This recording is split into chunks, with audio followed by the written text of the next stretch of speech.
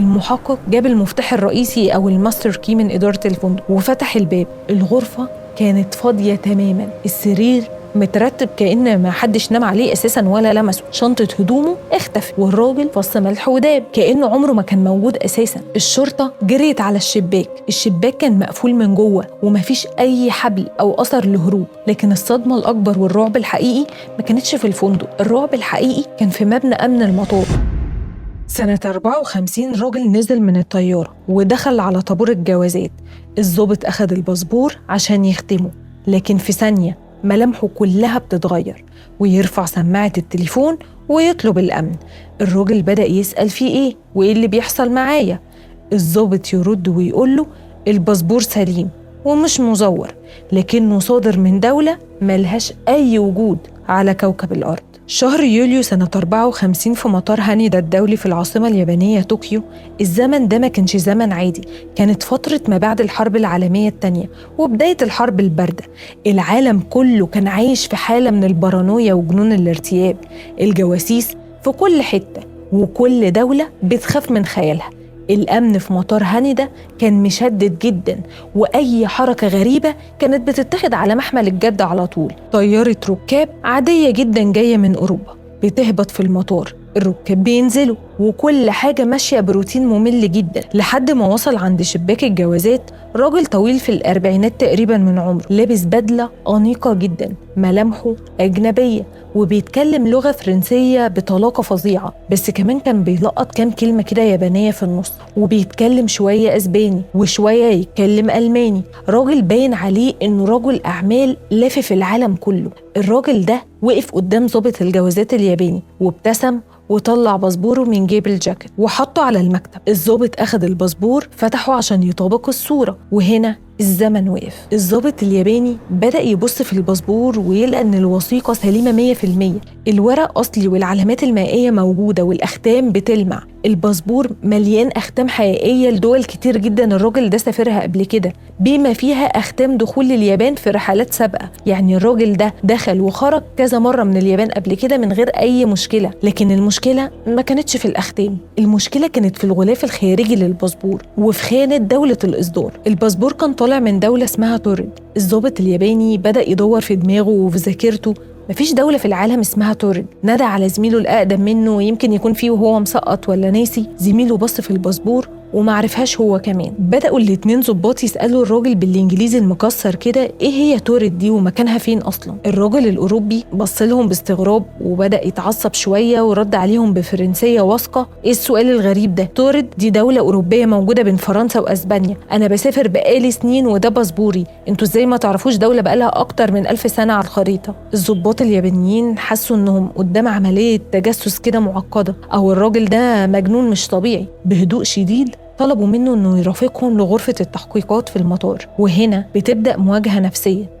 بين عالمين مختلفين. جوه غرفة الاستجواب الجو كان متوتر جدا. المخابرات اليابانية طبعا اتدخلت وجابوا مترجم وقعدوا الراجل على كرسي وبدأوا يحققوا معاه. طلبوا منه إنه يثبت كلامه. الراجل بكل ثقة فتح شنطته، طلع لهم رخصة قيادة دولية طالعة من دولة اسمها توريد فعلا، طلع لهم كمان عملات معدنية وورقية غريبة جدا محدش شافها قبل كده وكلها مكتوب عليها دولة توريد. والأغرب إنه طلع لهم شيكات بنكية، والبنك بقى اللي طالع منه الشيكات دي بنك معروف ومشهور جدا، لكن الفرع اللي طالع منه الشيكات دي بالذات مجهول ومالوش أي سجلات. وحتى الشركة اليابانية اللي هو ادعى انه جاي يعمل معاها صفقة شغل، لما البوليس الياباني كلمهم قالوا لهم احنا ما نعرفش مين الراجل ده اصلا وعمرنا ما سمعنا عن الشركة اللي بيمثلها. الراجل الأوروبي بدأ ينهار من الغضب. فكرة ان الناس دي كلها بتكذبه وهو واقف ومعاه كل الإثباتات دي والأدلة كان هيجننه حرفيا. هنا ضابط من المخابرات اليابانية جاب خريطة العالم، خريطة رسمية لسنة 54، فردها على الترابيزة قدام الراجل وقال له تعالى بقى كده شاور لي على دولة توريد دي ووريني كده هي موجودة فين. الراجل بص لهم بتعالي وبدأ يمرر صباعه على قارة أوروبا ونزل لحد الحدود بين فرنسا وأسبانيا ووقف صباعه عند نقطة معينة كده، نقطة موجودة فيها إمارة صغيرة جدا كلنا عارفينها اسمها إمارة أندورا. الراجل بص للخريطة، ملامح وشه اتغيرت من الغضب للصدمة وعينيه وسعت وهو بيبص للكلمة المكتوبة أندورا. بدأ يخبط على الترابيزة بإيده ويصرخ ايه الجنان ده؟ ايه أندورا دي؟ البلد دي مش موجودة أساساً، المكان ده هو مكان بلدي. تورد دي موجودة بقالها 1000 سنة. انتوا جايبين خريطة مزورة عشان تستفزوني ولا عايزين تجننوني ولا عايزين مني ايه بالظبط؟ حالة الراجل ما كانتش حالة حد نصاب بيحاول يهرب ولا مجرم، دي كانت حالة إنسان مقتنع 1,000,000% إن الخريطة اللي قدامه هي اللي غلط، وإن اللي قدامه دول يا مجانين يا نصابين. الشرطة اليابانية وقفت عاجزة. الراجل ده مش نصاب عادي، لأنه لو نصاب هيزور باسبور لدولة موجودة فعلا زي كندا ولا فرنسا عشان يعدي يعني بسهولة من المطارات، لكن مش هيخترع دولة كاملة بتاريخها وعملتها ورخصها. الموضوع مش منطقي أساسا. الليل كان دخل والمحققين كانوا خلاص تعبوا وقرروا إنهم يأجلوا التحقيق لتاني يوم الصبح لحد ما يراسلوا الانتربول والسفارات الأوروبية عشان يفهموا إيه بقى الحوار ده بالظبط. عشان يضمنوا إن الراجل ده ما يهربش، البوليس الياباني أخدوا الفندق قريب من المطار وحجزوا له أوضة في دور عالي جدا فوق، يقال إنه الطابق ال15 تقريبا. الأوضة ما فيهاش بلكونة والشباك بتاعها بيطل على شارع حيوي جدا، لو فكر بس ينزل منه هيموت فورا. الضباط دخلوا معاه الأوضة وتأكدوا إن ما فيش أي مخرج تاني غير الباب بتاع الأوضة. أخدوا منه الباسبور والرخص والعملات الغريبة اللي معاه دي وحطوها كلها في الخزنة الرئيسية بتاعت مبنى أمن المطار، وقاموا موقفين حارسين مسلحين من الشرطة اليابانية على باب أوضته. الحارسين الاتنين فضلوا صاحيين طول الليل، مفيش حتى نملة تقدر تعدي من تحت الباب. تاني يوم الصبح المحققين وصلوا الفندق، خبطوا على الباب مفيش رد، خبطوا تاني برضو مفيش أي صوت. الحراس أكدوا إن باب الأوضة ما اتفتحش ولا مرة من امبارح بالليل، ولا الراجل نزل ولا طلب منهم أي حاجة. المحقق جاب المفتاح الرئيسي أو الماستر كي من إدارة الفندق وفتح الباب. الغرفة كانت فاضية تماما، السرير مترتب كأن ما حدش نام عليه أساساً ولا لمسه، شنطة هدومه اختفت، والراجل فص ملح وداب كأنه عمره ما كان موجود أساساً. الشرطة جريت على الشباك كان مقفول من جوه ومفيش أي حبل أو أثر لهروب. لكن الصدمة الأكبر والرعب الحقيقي ما كانتش في الفندق، الرعب الحقيقي كان في مبنى أمن المطار. لما المحققين رجعوا المطار وفتحوا الخزنة الأمنية المشفرة عشان يطلعوا باسبور الراجل وحاجته اللي كانوا واخدينها منها من عملات والرخصة والكلام ده، الخزنة نفسها طلعت فاضية، ما فيش ولا ورقة واحدة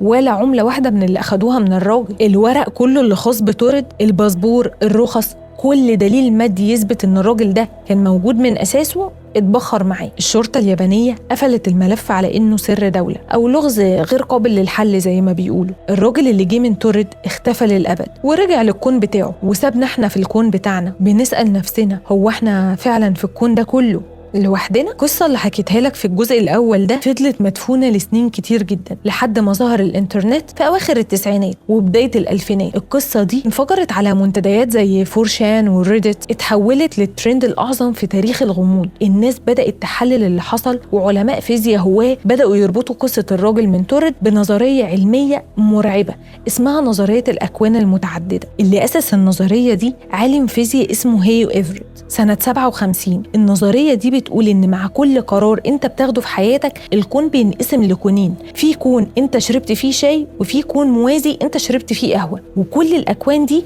ماشية مع بعضها في نفس الوقت بس ما بيشوفوش بعض. عشاق الغموض قالوا بس هو ده التفسير. الراجل ده ما كانش كذاب وما كانش مجنون أساسا، الراجل ده ببساطة وبسبب تمزق في نسيج الزمن اتزحلق من الكون بتاعه ووقع في الكون بتاعنا. في الكون بتاعه دولة أندورا اللي احنا نعرفها اسمها فعلا تورد، وعشان كده هو كان مقتنع ومصدوم. ولما الشرطة قفلت عليه باب الأوضة التمزق ده اتصلح والراجل اتسحب تاني للبعد بتاعه، وعشان كده اتبخر من الأوضة المقفولة واختفت كمان أوراقه في الخزنة. القصة بقت أيقونة لظاهرة تأثير مانديلا أو مانديلا إفكت، واتعملت عليها آلاف الفيديوهات والمقالات. كلنا حبينا نصدق إن في باب سحري ممكن ياخدنا لعالم تاني، لكن الحقيقة غير كده خالص. في سنة 2020 مجموعة من الباحثين المهووسين بالتاريخ قرروا يدوروا في الأرشيف الرسمي للصحف اليابانية القديمة، وهنا كانت الصدمة. اكتشفوا ان قصة الراجل من تورد اللي الانترنت كله بيتكلم عنها وقلبت الدنيا هي مجرد نص الحقيقة،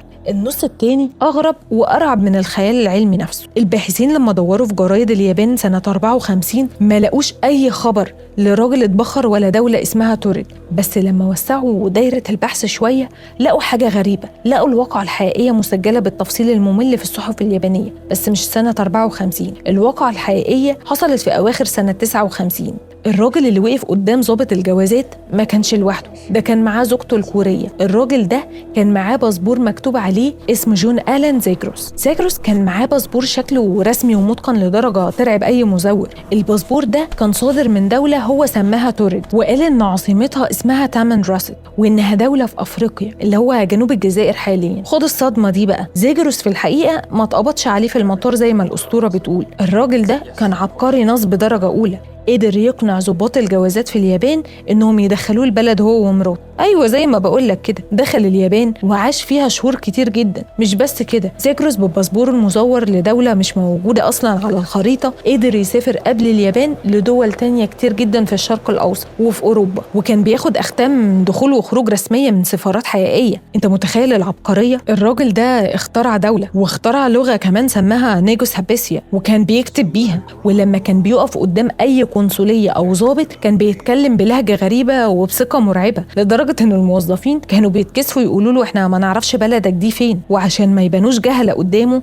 فكانوا بيختموا له الباسبور ويمشوه. زيجروس كان بيستخدم ورقه مكتوبه بلغه غير مفهومه، وكان بيقول ان دي رساله رسميه من المخابرات الامريكيه وانه شغال جاسوس لحسابهم. طب لو هو دخل اليابان وعاش فيها زي ما بنقول، اتقبض عليه ازاي في اوائل 1960؟ اللي حصل ان زيجروس راح فرع بنك تشيس مانهاتن وحاول يصرف من البنك ده شيكات سياحيه بمبالغ ضخمه جدا. البنك اكتشف ان الشيكات دي كلها مزوره، وهنا الشرطه اليابانيه قبضت عليه بتهمه الاحتيال البنكي مش بتهمه السفر عبر الزمن. ولما الشرطه بدات تحقق معاه وتفحص الباسبور بتاعه اكتشفوا الكارثه الاكبر. الباسبور كان عباره عن تحفه فنيه، لوحه حرفيا هو اللي راسمها، عامل علامات مائيه واختام بايده. الصحافه اليابانيه وقتها سمته الرجل الذي جاء من لا مكان. وفي يوم 10 اغسطس سنه 60 قاعه المحكمه كانت مليانه صحفيين وقضاه وحراس. زيجروس واقف قدام القاضي الياباني، والقاضي بينطق الحكم بناء على الادله اللي تم اثباتها، تهمه تزوير واحتيال ومحاوله نصب على بنك، ويحكم عليه بالسجن لمده عام كامل. وهنا حصلت الكارثه اللي خلدت بقى اسم الراجل ده وكانت السبب في كل الكلام اللي حصل ده. اول ما المترجم ترجم لزيجروس كلمه سجن لمده عام، ملامح زيجروس اتغيرت لجنون خالص. الراجل وقف في نص قاعه المحكمه عينيه مليانه رعب، انا هتسجن سنه كامله، وصرخ باعلى صوته انا هقتل نفسي. وفي كسر من الثانيه زيجروس طلع حته ازاز مكسوره كان مخبيها، وبحركه سريعه جدا وعنيفه قطع شرايين ايديه الاتنين قدام القاضي والصحفيين. الدم انفجر في قاعه المحكمه، صريخ وحراس بيجروا عليه ومراته الكوريه بتصوت. المشهد كان دموي ومرعب. زيجروس فضل يقاومهم ومش عايزهم يلحقوه، والدم فضل مغرق الدنيا لحد ما سيطروا عليه وطلبوا له الاسعاف ونقلوه للمستشفى بين الحياه والموت. والمفاجاه ان زيجروس ما ماتش، الدكاتره انقذوه وقضى فتره عقوبته، وبعدها اليابان رحلته هو ومراته لهونج كونج. وفي اللحظه دي اختفى جون آلان زيجروس من سجلات التاريخ تماما ومحدش عارف له طريق تاني. طب السؤال اللي هيطير بقى برج من دماغك دلوقتي، طالما دي القصه الحقيقيه المتوثقه في الجرايد، امال قصه سنه 54 واماره اندورا والراجل اللي اتبخر من الغرفه المقفوله، كل بقى الكلام ده جه منين؟ الاجابه بتثبت لك ازاي العقل البشري بيعشق الاوهام. سنه 89 يعني بعد الواقعه الحقيقيه ب 30 سنه تقريبا، ظهر كتاب كده اسمه The Directory of Possibilities لكاتب اسمه كولين ويلسون. الكاتب ده سمع زي طرطشه كلام كده عن قصه زيجروس، فقرر يحطها في كتابه، بس عشان يخلي القصه مبيعاتها اكتر اما غير التاريخ لسنه 54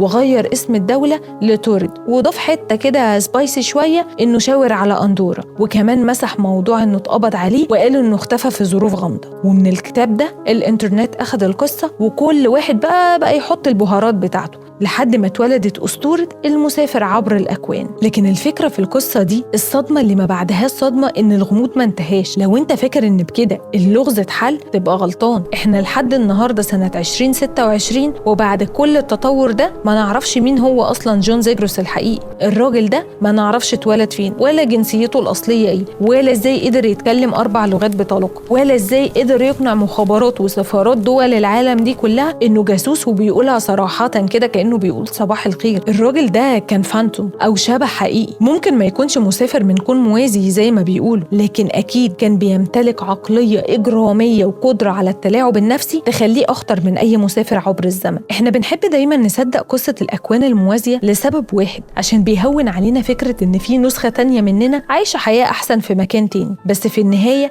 الواقع دايما بيثبت إن الكائن الوحيد اللي يقدر يصنع عالم من العدم ويخلي الناس كلها تصدقه هو الإنسان العادي اللي مفيش وراه أي سحر، مفيش وراه غير قوة عقل. خلي بالك من الناس اللي حواليك، لأن بعضهم ممكن يكونوا جايين من تورد ولا حاجة. سلام.